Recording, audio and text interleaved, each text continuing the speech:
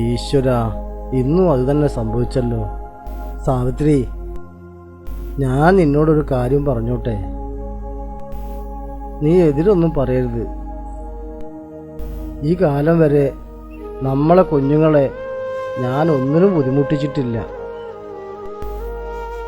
ഇനി ഈ വയസ്സാകാലത്ത് അച്ഛനൊരു ബാധ്യതയാണെന്ന് അവർക്ക് തോന്നാനും പാടില്ല. അതുകൊണ്ട് ഞാനൊരു തീരുമാനമെടുത്തു. അപ്പൂപ്പൻ എന്താ അച്ഛമ്മയുടെ ഫോട്ടോ നോക്കി പിച്ചും പെയ്യും പറയുന്നേ? മോള് പോയിട്ട് അച്ഛനെ അമ്മനെ ഒന്ന് വിളിച്ചോണ്ട് പോവാം. എന്തോ സംഭവം ഉണ്ടല്ലോ അപ്പൂപ്പ. എന്റെ മക്കളെ ഒന്നും കാണാതെ ഈ അപ്പൂപ്പന് എത്ര കാലം ഇരിക്കാൻ പറ്റൂ? പക്ഷെ സാവിത്രി, ഞാൻ എടുത്ത തീരുമാനം തെറ്റാണെന്ന് തോന്നുന്നുണ്ടോ ഉനക്ക്?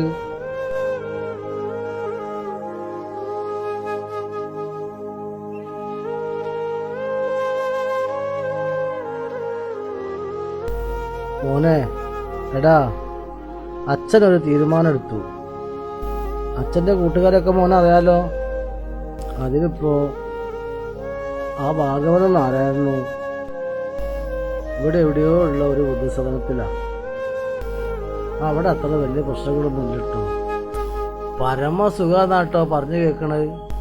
അച്ഛനിപ്പോ ഇങ്ങനെയൊക്കെ തോന്നാൻ ഇവിടെ ഇപ്പൊ എന്താ ഉണ്ടായത്?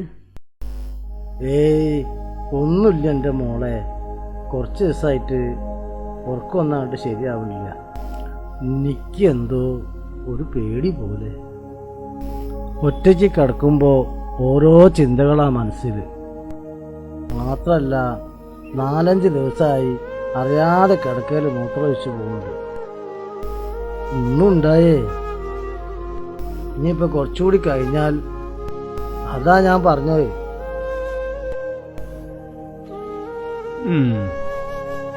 അപ്പോ അച്ഛൻ പോകാൻ തന്നെ തീരുമാനിച്ചല്ലേ? അതേടാ, അതാ നല്ലത്. എത്രയും നേരത്തെ ആയാല് അത്രയും ബുദ്ധിമുട്ട് എൻ്റെ കുട്ടികൾക്ക് കുറയല്ലോ.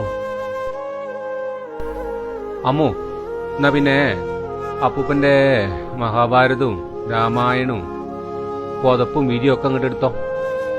ചെല്ല്, നീക്കി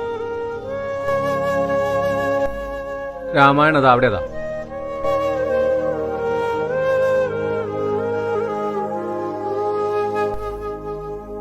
അച്ഛൻ എണീറ്റ് പോരിട്ടോ, അവിടെ ഇരിക്കണ്ട. നീറ്റോ.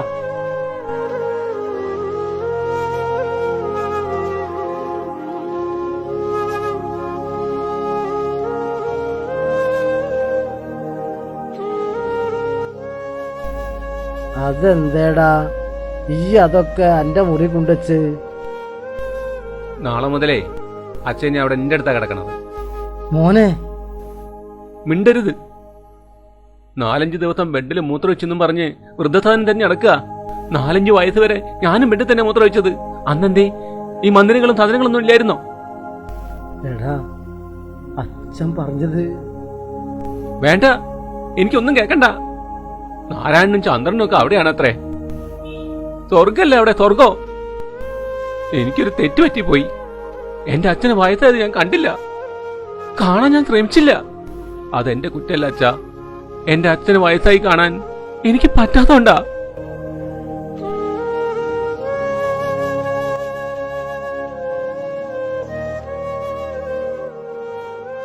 നിന്റെ കുട്ടിക്ക് വിഷമമായോ ആവോ? അച്ഛാ, ഏട്ടനും ഞാൻ ഇവൾക്ക് തരുന്ന സ്നേഹത്തിന് എന്തെങ്കിലും കുറവ് തോന്നുന്നുണ്ടോ? അച്ഛന് എന്താ പറ്റി ഇങ്ങനെയൊക്കെ തോന്നാൻ? ഇല്ല മോളെ, നിങ്ങളുടെയൊക്കെ സ്നേഹം കൂടുതലായിട്ടേ ഈ അച്ഛന് തോന്നിയിട്ടുള്ളൂ. പക്ഷെ മനസ്സൊക്കെ അങ്ങോട്ട് പിടിവിട്ട് പോണ പോലെ തോന്നുക. ചിലപ്പോ ആരാണെന്നോ എന്താണെന്നോ ഒന്നും അറിയുന്നില്ല. ഓർമ്മയൊക്കെ നഷ്ടപ്പെട്ടതുപോലെ. അപ്പൂപ്പൻ എന്തിനാ പേടിക്കുന്നേ? അപ്പൂപ്പന്റെ ഓർമ്മയ്ക്കല്ലേ മങ്ങലുള്ളൂ. ഞങ്ങൾക്കൊക്കെ ഓർമ്മയുണ്ടല്ലോ. ഞങ്ങൾക്കറിയാലോ ഇത് ഞങ്ങളുടെ അപ്പൂപ്പനാണെന്ന്. പിന്നെന്താ പ്രശ്നം? നീ എന്റെ മോന്റെ മോള് തന്നെ. ഞാനൊരു കര പറ്റുന്നത് വരെ എനിക്ക് ഇരുട്ടിൽ വെളിച്ചം കാണിച്ചു തന്നിട്ട് ഒടുക്കം എത്തേൻ്റെ അടുത്ത് എത്തിയപ്പോ കുത്തിക്കെടുത്ത് വലിച്ചെറിയാൻ ഓലച്ചൂട്ടുന്നല്ല എന്റെ അച്ഛൻ. എന്റെ ജീവന്റെ ജീവനാ.